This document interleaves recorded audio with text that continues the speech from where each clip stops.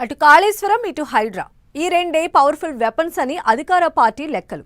కాళేశ్వరంతో జరిగిన డ్యామేజ్ ను కవర్ చేసుకుంటేనే హైడ్రా యాక్టివిటీని హైలైట్ చేస్తూ కాంగ్రెస్ పై దుమ్మెత్తిపోస్తోంది గులాబీ పార్టీ.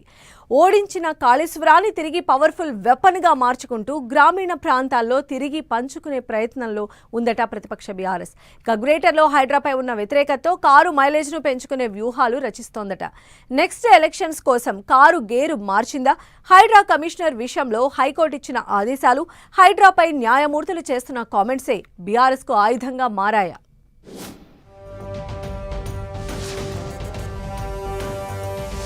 రూరల్లో కాళేశ్వరం, గ్రేటర్లో హైడ్రా.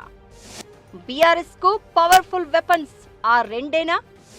కాళేశ్వరంతో జరిగిన డ్యామేజ్ని పోడ్చుకునే స్కెచ్, హైడ్రా విషయంలో సర్కారును పూర్తిగా కార్నర్ చేసే ప్లాన్, హైడ్రా బాధితులను ఏకతాటిపైకి తెచ్చే వ్యూహం, రంగనాథ్ను తప్పించాలన్న కోర్టు ఆదేశాలతో దూకుడు.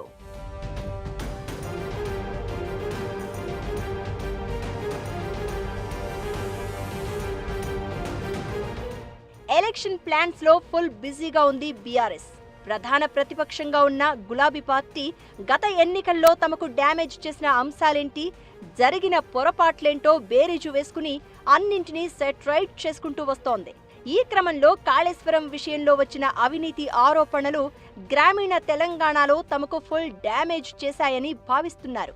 అందుకే అదే కాళేశ్వరం ప్రాజెక్టును తెలంగాణ జీవనాడిగా చెబుతూ ప్రభుత్వంపై ప్రెజర్ పెడుతూ వస్తోంది. కన్నేపల్లి పంప్ హౌస్ లో మోటార్లు ఆన్ చేయాలన్న డిమాండ్తో కాళేశ్వరం పర్యటనలతో పోరును పీక్స్ కు తీసుకెళ్తున్నారు. ఈ మధ్య గాయత్రి పంప్ హౌస్ నుంచి నీళ్లు లిఫ్ట్ చేయడం కూడా తమ విజయంగా చెప్పుకుంటోంది బీఆర్ఎస్. కాంగ్రెస్ చేస్తున్న కరప్షన్ అలిగేషన్స్ సంగతేంటో కానీ నీళ్లు లేక పంట పొలాలు ఎండిపోతున్నాయని, రైతులు అల్లాడిపోతున్నారని అంటోంది కారు పార్టీ. గ్రామీణ తెలంగాణలో తమకు తీవ్ర నష్టాన్ని మిగిల్చిన కాళేశ్వరాన్ని తిరిగి కారుకు ఇంధనంగా మలుచుకోవాలన్న స్ట్రాటజీని ఫాలో అవుతోందట బీఆర్ఎస్.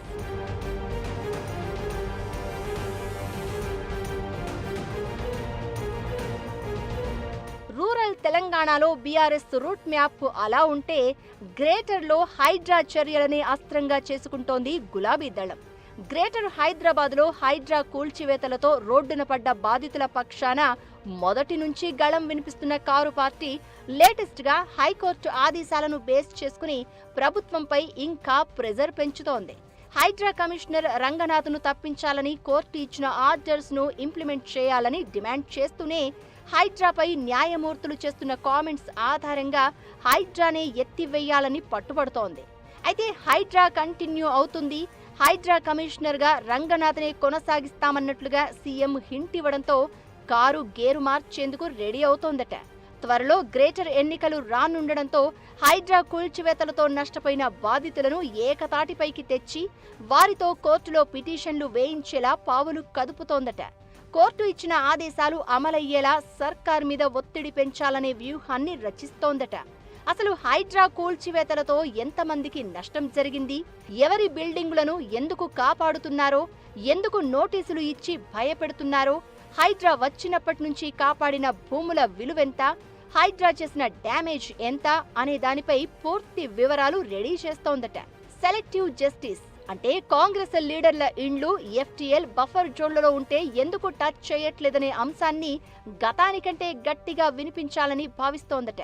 జూబ్లీహిల్స్ ఉప ఎన్నికల టైంలోనే హైడ్రా కూల్చివేతలు, బాధితుల కన్నీళ్లను ఎల్ఈడి స్క్రీన్లపై చూపిస్తూ ప్రభుత్వ తీరును ఎండగట్టే ప్రయత్నం చేశారు కేటీఆర్. ఇప్పుడు హైకోర్టు ఆదేశాలను బేస్ చేసుకుని మరోసారి హైడ్రాను గ్రేటర్ ఎన్నికల ఎజెండాగా ఎత్తుకోవాలని అనుకుంటోందట బీఆర్ఎస్. ఇప్పటి నుంచే హైడ్రా బాధితులను ఏకతాటిపైకి తెచ్చి కోర్టుల్లో న్యాయ పోరాటం చేసేలా ప్రోత్సహించడంతో పాటు గ్రేటర్ ఎన్నికల్లో హైడ్రా ప్రధాన అంశంగా హైలైట్ చేసేలా మాస్టర్ ప్లాన్ రెడీ చేస్తున్నారట. గ్రామీణ తెలంగాణలో కాళేశ్వరం, గ్రేటర్లో హైడ్రా బీఆర్ఎస్ కు ఎంత మైలేజ్ తెచ్చిపెడతాయో చూడాలి మరి.